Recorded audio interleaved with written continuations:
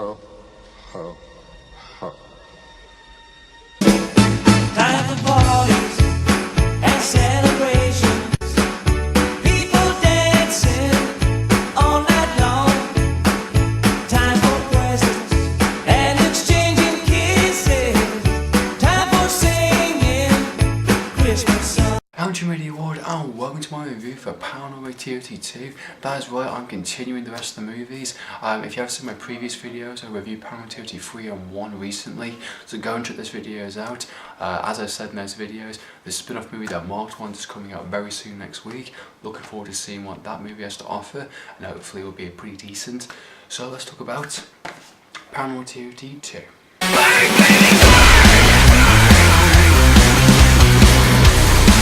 So Paranormal Activity 2 was released in 2010. It's a sequel slash prequel to the events of the first movie, and being the fact this is the first time I watched this movie, I have checked out the extended version on DVD, which I gotta say, I don't know what the difference is between this version and the theatrical.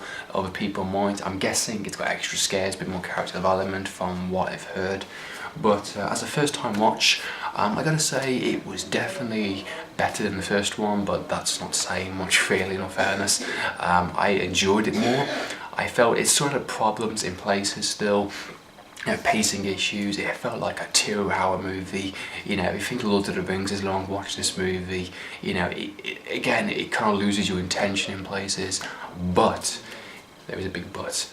I did actually quite enjoy it, especially towards the last third act, especially middle act of the movie. I think it's also some of the characters' decisions I really enjoyed also, that made the movie a bit more better, and it did, you know, link into the first one. It made the first one like kind of things, you know, in the sense of how they're linking it and how they're crossing over things and it's kind of revealing certain things, which I felt was quite interesting, and you know, made the storyline a lot better in all fairness. And it had a dog, and having a dog in a movie is always a good thing, always a good decision to have a dog in a horror movie. Until it gets killed off. Quite early on in the movie we find out robberies happened in the house, all the rooms have been trashed, you know, the front rooms, everything's all completely messed up, someone's been looking for something in a sense. We find out a piece of jewelry's gone missing that is owned by Kirsty, given by Katie, which is interesting. I'm curious if they're going to bring that up within the next, future movies, especially within the spin-off Marked ones, because it seemed to be a common theme with these movies now, especially within the first 3 that I've seen. You know, I'm not going to say too much because, you know, speculations, theories, but I'm curious to see how they act on that.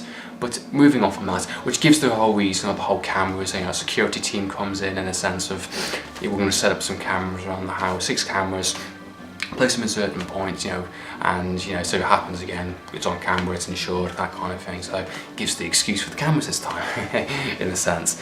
And you know, through that we get to see the typical nighttime stuff, you know, each room, you know, tension building scenes, and again it's trying to scare you and blah, blah, blah.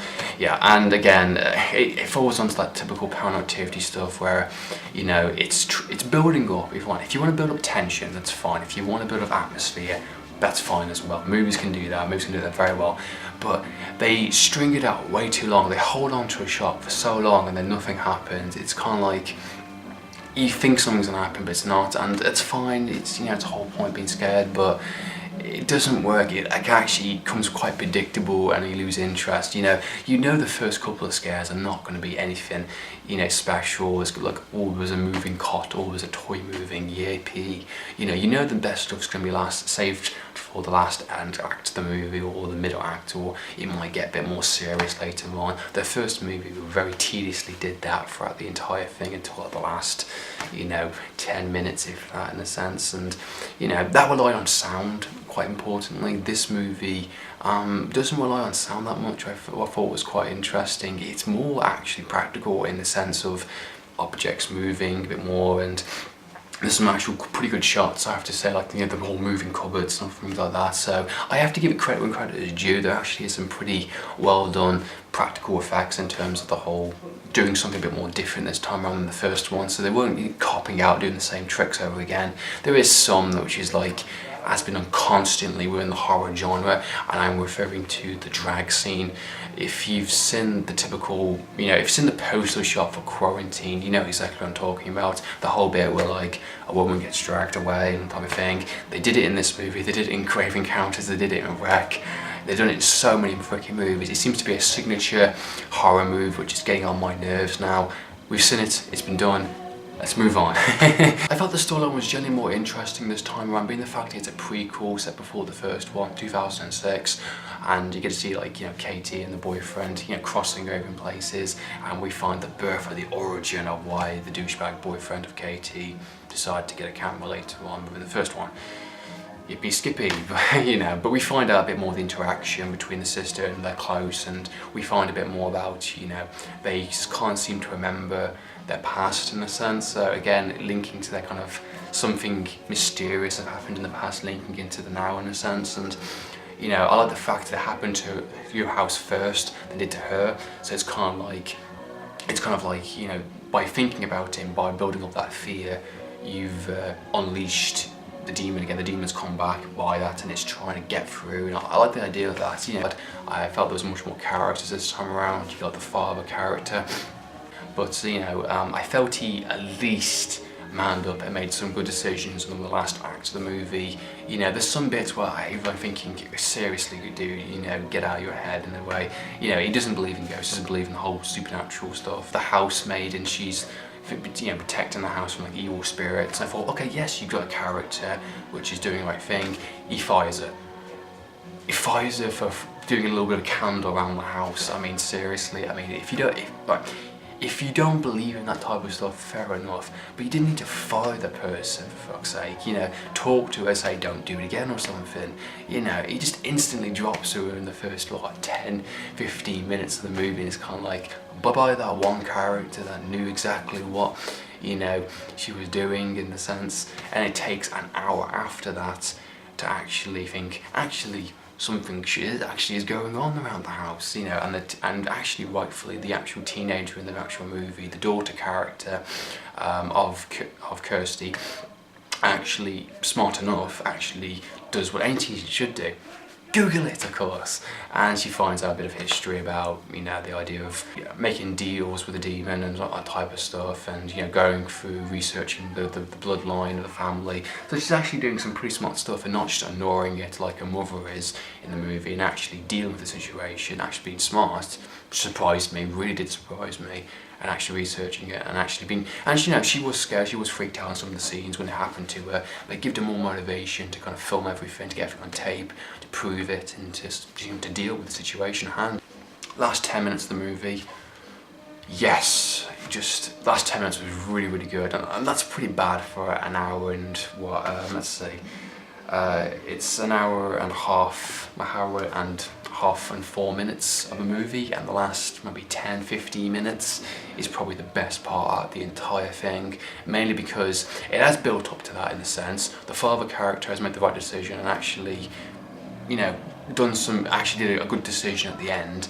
The daughter's character has, convinced the father character to actually, to go along with it and actually wake up, for fuck's sake. Shit's gone down, it's real, let's deal with it, and I like that. I felt it was good, and you got an excuse for the whole night vision camera stuff and the whole mess around the whole found footage stuff.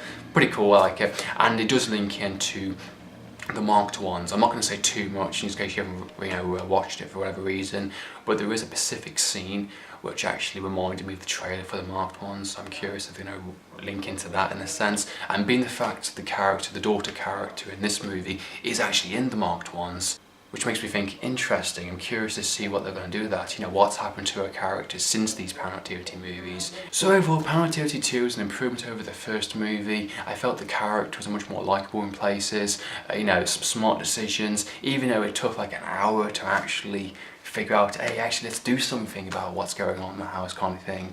At least they did some decisions. There was some storyline going on. They did link it into the past, incidents with the whole Katie and Kirsty incident, that type of thing. I actually would watch it again, in all fairness. The ending I felt was really, really good. The last 10 minutes, last 10 to 15 minutes, very, very well done.